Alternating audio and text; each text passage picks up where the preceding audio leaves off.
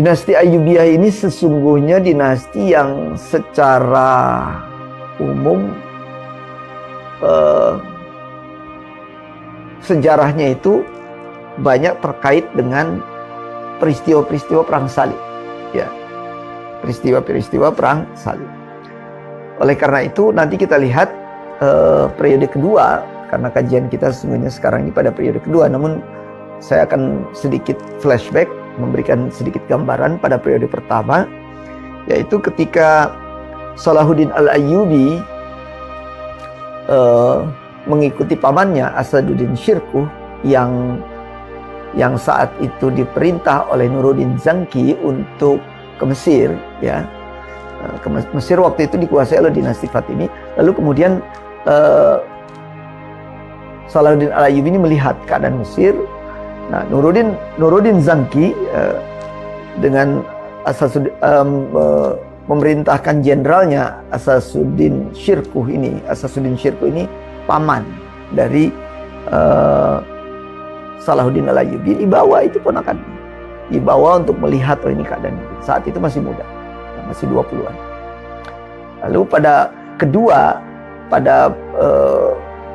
pada perjalanan kedua ke Mesir, ketika pertama kali kedatangan kedua ke Mesir, itu karena Perdana Menteri Sawar ini, salah satu Perdana Menteri Nuruddin Zangki ini rupanya berkhianat gitu ya. Dia minta Nuruddin Zangki untuk Perdana Menteri untuk melihat-lihat membantu Mesir, tapi kemudian setelah dibantu Sawar ini bekerja sama dengan perang salib. Kita lihat bahwa pada saat itu perang salib pertama, tentara-tentara Eropa, tentara-tentara salib itu menyerang Mesir. Ya, dinasti Fatimi kelabakan atau kerepotan gitu. Lalu setelah itu pada kedatangan kedua baru Asaduddin Syirkuh mengajak kembali Salahuddin Al-Ayyubi, yang kita lihat nanti Al-Adid gitu ya. Al-Adid Sultan dinasti terakhir Fatimi itu melihat Salahuddin Al-Ayyubi ini seorang tentara yang hebat, lalu kemudian akhirnya meminta untuk membantu dinasti Fatimi tersebut. Nah, dari membantu dinasti Fatimi ini kemudian ketika Al-Adid wafat, akhirnya karena lemah, Salahuddin Al-Ayyubi memegang tampuk kendali yang pada saat itu sesungguhnya Salahuddin Al-Ayyubi berpikir untuk berdiri sendiri. Namun belum langsung berdiri sendiri. Ya. Kemudian dengan wafatnya Nuruddin Zangki yang menjadi bagian dari dinasti Abbasiyah saat itu, ya, dinasti Bani Abbas, lalu kemudian Salahuddin Al-Ayyubi akhirnya memproklamirkan sebagaimana kemarin kita sudah bahas. Pada periode-periode pertama. Jadi intinya Mitra JC pada periode pertama sekedar untuk mengingatkan kembali proses mendirikan satu dinasti. Sesungguhnya dalam sejarah Islam itu banyak faktor. Ada beberapa faktor, ada internal, eksternal. Biasanya terkait dengan kelemahan khalifah sebelumnya, kemudian serangan dari luar. Biasanya coba itu saja, faktor eksternal dan internal. Sama dengan negara-negara yang sekarang berkembang. Biasanya negara akan maju, akan kokoh, itu hanya dua saja, faktor eksternal dengan internal. Yang eksternal ini bisa jadi serangan dari luar, yang internal bisa jadi perpecahan atau kelemahan-kelemahan di dalam. Perlu kita lihat bahwa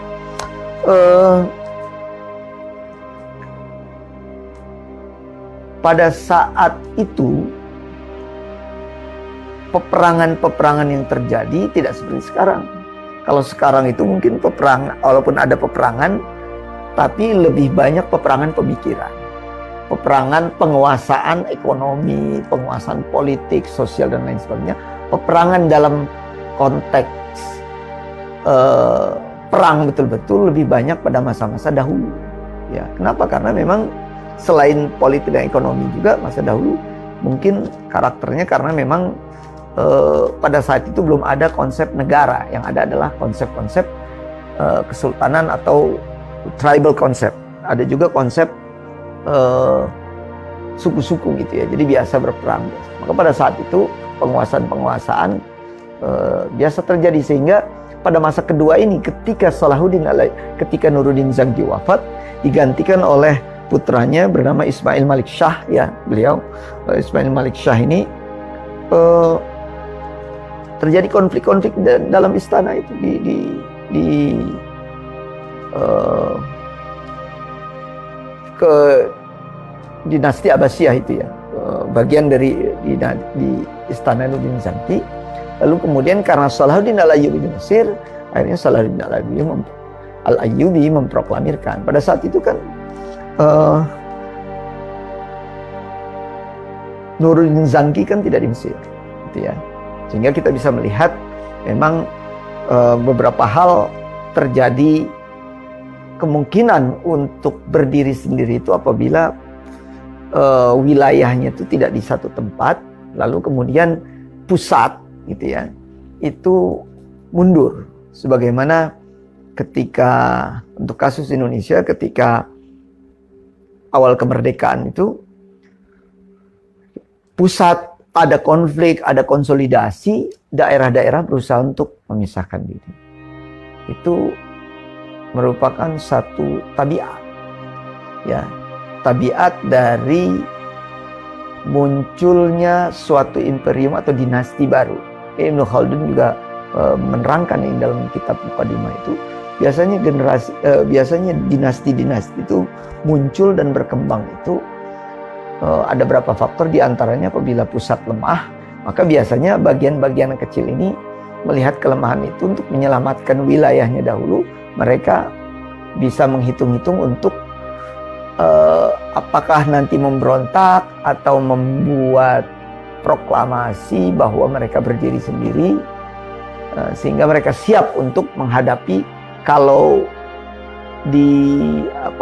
kalau ditentang oleh pusat, berarti pusat agak masih kuat. Tapi kalau misal pusatnya ternyata belum banyak ambil tindakan, berarti dia konfliknya sedang berat. Biasa begitu, Mitra JC. Di setiap masa muncul, mundur, jatuhnya suatu peradaban. Gitu. Nah, ini yang kita lihat. Kemudian pada saat itu, pada masa-masa perang salib ke 1-2 gitu ya. Pada masa-masa perang salib di abad-abad ke 10-11 sampai 12. Oleh karena itu setelah itu Salahuddin Al-Ayyubi menguatkan pasukannya atau militer, konsolidasi sosial politik di pemerintahannya, karena yang dihadapi saat itu kan tentara-tentara salib juga mulai menyerang, ya, mulai berusaha untuk melemahkan. Ini sampai kita ketahui dalam sejarah, Richard Lionheart gitu ya, salah satu raja Prancis, raja Inggris, itu menjadi pimpinan perang salib, yang setelah mengetahui betapa hebatnya kepemimpinan Salahuddin Al-Ayyubi, lalu menghitung-hitung menawarkan perjanjian damai. Perjanjian damai ini artinya supaya jangan perang terus, sehingga bisa meminimalisir korban gitu ya, Mitra JC. Dan ini mungkin juga strategi untuk memikirkan ulang, tarik nafas lah istilahnya menurut kita itu. Tarik nafas supaya hidup itu tidak perang terus siang malam gitu ya. Satu hal yang menarik dari satu peristiwa kebesaran Salahuddin Al-Ayyubi adalah pada saat perang salib ini, perang salib di Acre, Askalon, kemudian di daerah-daerah wilayah-wilayah Yerusalem, kemudian Mesir, kemudian wilayah-wilayah sekitarnya itu, Salahuddin dikenal sebagai jenderal yang amat memperhatikan orang-orang yang tidak ikut perang. Artinya walaupun pihak musuh itu bukan muslim, pihak musuh, tapi kalau dia bukan militer, itu akan dijaga hak-haknya. Misalnya dalam satu peristiwa, seorang wanita Nasrani itu anaknya hilang ketika perang. Dia datang karena dia merasa bukan bagian dari konflik peperangan, masyarakat sipil biasa. Dia datang ke Salahuddin Al-Ayyubi, kemudian ditahu, jenderal siapa? Ini anak saya hilang. Kemudian Salahuddin Al-Ayyubi memerintahkan semua prajuritnya untuk mencari anak itu, karena anak itu juga bukan tentara. Ya. Ini ketika ada masa perang salib itu menang kalah kan, kadang pasukan Islam menang kadang. Nah, ketika umat Islam, ketika pasukan atau anak buah Salahuddin Al-Ayyubi itu menemukan anak itu, dengan segala kehormatan juga dikembalikan. Lalu Salahuddin sama sekali tidak menzalimi. Dan ketika tidak menzalimi itu, wanita Nasrani tersebut akhirnya masuk Islam. Di satu sisi ada cerita dalam sejarah itu, Richard Lionheart pernah sakit ketika dalam kondisi perang. Salahuddin Al-Ayyubi ketika tahu itu tidak mau mengadakan perang. Dia kirim buah-buahan, dia kirim makanan-makanan yang bisa membuat orang sehat, lalu ditulis surat, jangan perang dulu, Anda lagi sakit, siap, sehat dulu, biar jadi siap dulu. Istilahnya begitu ya, biar fair gitu. Jangan orang sakit, mumpung sakit diserang.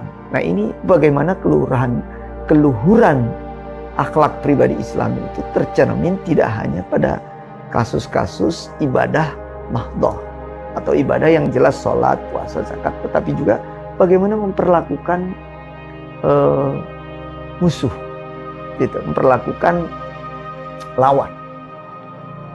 Maka ketika Rasulullah SAW ada kita bisa lihat dalam Al-Quran pada peristiwa kenapa musuh-musuh Nabi saat itu kemudian bisa dirangkul oleh Nabi. Wa in kunta fazzan ghalidhal qalbi lam faddu ilaika. Gitu ya.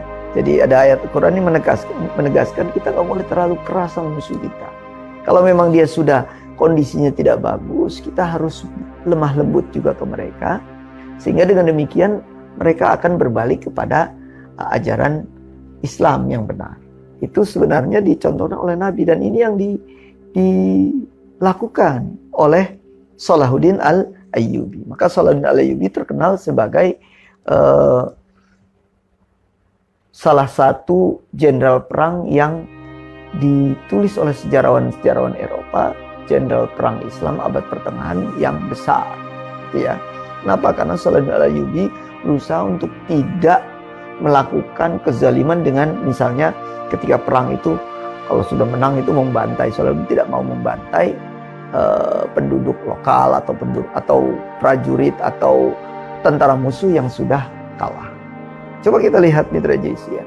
Sejarah ini membuat nama Salahuddin Al-Ayyubi terukir dalam sejarah sebagai jenderal yang punya karakter serta punya akhlak mulia, baik di timur atau di barat. Padahal kita tahu banyak perang selain Khulafaur Rasyidin tentunya, ya. Tapi Salahuddin Al-Ayyubi ini termasuk yang disebut. Padahal Salahuddin Al-Ayyubi dinastinya itu tidak sebesar dinasti Abbasiyah atau Umayyah. Dinasti Abbasiyah atau Umayyah. Ini menunjukkan kepada kita, pelajaran sejarah menunjukkan kepada kita bagaimana karakter pribadi yang baik, akhlak yang baik yang dipahami dengan sempurna. Artinya akhlak yang baik tidak hanya sholat, ibadah, puasa, zakat, tetapi juga kehidupan hablum minan nasnya itu bagus, bahkan pada musuh. Maka syiar Islam, orang akan melihat, oh itulah cermin dari kehebatan atau cermin dari keluhuran ajaran agama Islam. Mitra JC yang berbahagia, ketika Salahuddin menerima tawaran damai itu, keadaan menjadi damai. Kemudian perdagangan, hubungan sosial antar negara saat itu, dinasti saat itu kan kerajaan. Kalau di Eropa kerajaan, di Kesultanan Timur Tengah itu namanya sultan ya, kesultanan itu. Kalau dalam literatur barat biasanya disebut the sultanate. Tuh, ada istilah kingdom, ada istilah sultanate. Kenapa dia pakai kingdom? Kingdom biasanya untuk menunjukkan pada kerajaan-kerajaan di Eropa. Kalau pada pertengahan biasanya orang-orang Eropa itu merujuk pada istilah sultanate, sultan atau raja. Sebenarnya walaupun dua kalimat itu kelihatan sama-sama penguasa, tetapi sultanate itu sesungguhnya untuk menunjukkan bahwa ini orang yang punya pemegang kekuasaan itu memiliki otoritas untuk mengatur gitu ya, untuk mengatur. Sementara kalau kita berpikir raja, biasanya konotasinya kalau kita bilang raja suatu pihak atau suatu hal yang harus dilayani gitu. Kalau sultan dalam bahasa Arab itu kan artinya orang, termasuk orang yang pemegang kekuasaan. Sultan itu kekuatan, kekuasaan. Mitra JIC kemudian setelah sebelum wafat Salahuddin Al-Ayyubi ini memang membagi karena anaknya ada 3. Satu Al-Aziz, Malik Al-Afdal, kemudian ada Al-Aziz, ada Al-Zahir, kemudian ada saudaranya yang Al-Adil itu. Akhirnya kerajaan itu dibagi 3, wilayah ya, wilayah. Saat itu wilayah dibagi 3. Mengapa? Karena pada saat Salahuddin Al-Ayyubi hidupnya itu hampir keseluruhan hidupnya itu pada fase-fase menghadapi serbuan tentara-tentara salib saat itu. Nah, sehingga Salahuddin Al-Ayyubi tidak fokus di satu wilayah di pusat misalnya gitu, pemerintah gitu ya, tetapi menjadi panglima perang yang turun juga ke wilayah-wilayah yang dianggap terancam oleh serangan-serangan dari luar. Nah ini Al-Malik Al-Afdal di Damaskus Selatan, Damaskus itu Syria, lalu Al-Aziz di Mesir, Al-Zahir di Aleppo, kemudian Al-Adil juga di satu wilayah di Aleppo, jadi terbagi 2. Namun kemudian kita tahu dalam sejarah biasanya walaupun saudara itu tidak, kalau sudah urusan kekuasaan itu biasanya ada konflik-konflik. Inilah yang terjadi. Tapi kita lihat sebelum kita setelah meninggal itu Al-Kamil pengganti Al-Adil ini yang termasuk besar gitu ya, sultan besar, bisa meredam serangan-serangan perang salib selanjutnya. Mitra JIC, ada satu hal penting ketika kita belajar dari perang salib ini, bukan berarti kita membangkitkan sentimen keagamaan untuk membenci agama lain gitu ya, atau membenci orang non-muslim atau orang Kristen, orang Nasrani. Tidak. Sejarah apapun pahitnya gitu ya, ketika kita mengkaji sejarah, hitam putihnya sejarah itu harus dipaparkan dengan terbuka ya. Tetapi tidak hanya paparan, tapi kita lihat peristiwa-peristiwa itu dan apa yang bisa kita ambil, dan pelajaran apa yang bisa kita ambil. Kalau dahulu, Mitra JIC, dahulu itu peperangan biasa, kita membacanya itu selain perebutan pengaruh, tentu saja pada saat-saat kita mengkaji sejarah Islam seperti kasus Al-Ayyubi ini, Salahuddin Al-Ayyubi, dinasti Ayyubiyah, kita dapat ya ada perang-perang salib yang berlangsung selama 200 tahun lebih. Jadi berapa generasi itu ya, perang. Dan kita tahu perang-perang dahulu tidak seperti sekarang. Ya, oleh karena itu, apakah sekarang berarti tidak ada perang gitu, sehingga kita melihatnya ya dahulu perang, sekarang tidak, berarti tidak ada jihad, atau tidak ada jihad dalam konteks seperti dahulu yang jihad langsung bisa syahid. Ini yang perlu kita pahami dari ajaran Islam, bahwa kata-kata fahuwa fisabilillah, jihad di jalan Allah, itu bukan hanya terkait dengan perang langsung ya. Perang langsung apabila memang tidak bisa dihindarkan. Tapi pada kasus-kasus yang damai, maka perang yang kita lakukan adalah perang dalam pengertian pemikiran, mempengaruhi dengan pengaruh yang baik ya. perang pemikiran itu dari dahulu ada. Sebagaimana orang mempengaruhi satu bangsa, mempengaruhi bangsa yang lain yang tujuannya menguasai.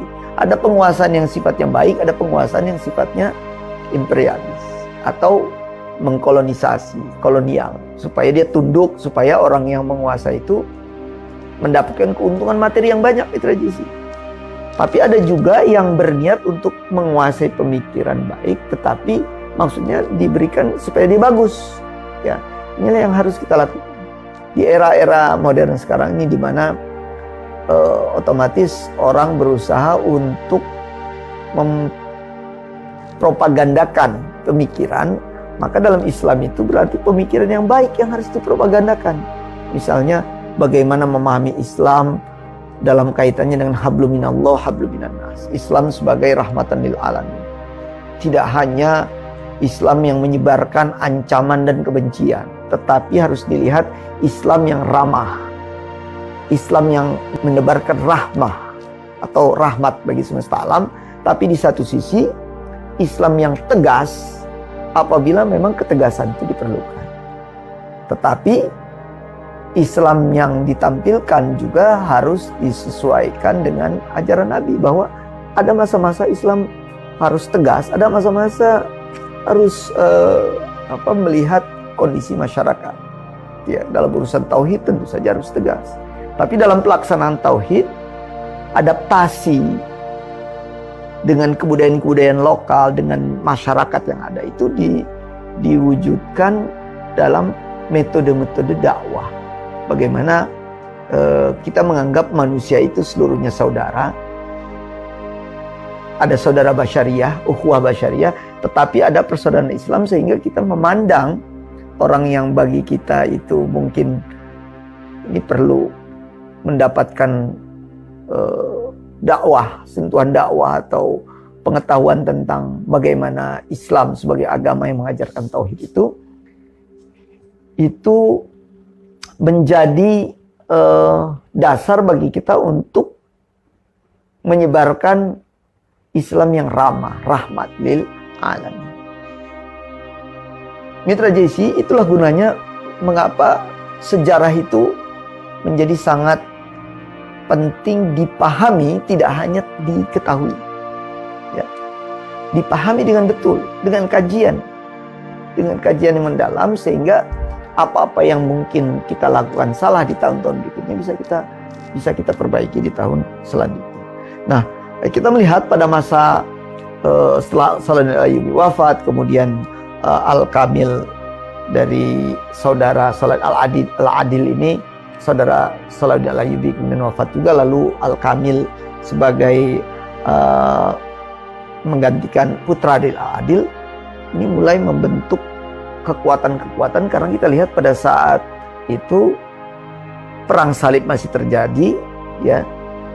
Al-Kamil ini yang bisa menstabilisasikan sehingga bisa menghadapi perang-perang salib selanjutnya. Kan perang salib sampai 8 kali.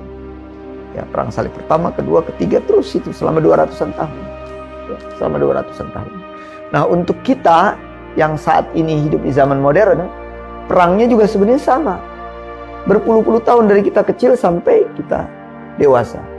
Perangnya apa? Perang pemikiran. Negara itu perang bagaimana satu negara mempengaruhi negara lain supaya mengikuti ideologi atau mengikuti pandangan-pandangan politik. Itu sama juga perang. Tapi perang yang sekarang lebih banyak adalah perang yang membutuhkan kemampuan intelektual, ilmu pengetahuan yang bagus, intelektual dan pengetahuan sebagai power, sebagai kekuatan, sehingga kehidupan ekonomi sosial politiknya itu bisa lebih stabil, tidak banyak dipengaruhi, tidak gampang dipengaruhi dengan pengaruh-pengaruh negatif oleh bangsa-bangsa lain. Gitu. Ini sebenarnya sama di setiap wilayah, di setiap peradaban. Pemikiran dahulu juga sama ada, cuma dahulu itu mungkin tatanan dunianya itu untuk perang menyerang atau apa itu agak lebih bebas ya, karena saat itu kan kita tahu tatanan dunia tidak seperti sekarang, gitu ya. Tatanan dunia tidak seperti sekarang, teknologi tidak seperti sekarang, sehingga kemungkinan terjadi perang fisik itu lebih besar. Walaupun sekarang perang fisik yang kecil-kecil juga terjadi, namun bisa lebih kita lihat bisa lebih diredam apabila hubungan bilateralnya itu lebih intens. Kenapa lebih intens? Karena hubungan antar negara lebih cepat dilakukan dibandingkan masa dahulu yang membutuhkan waktu berbulan-bulan. Untuk mengirim utusan saja berbulan-bulan karena tidak ada transportasi yang secanggih atau sehebat sekarang. Oleh karena itu Mitra JC,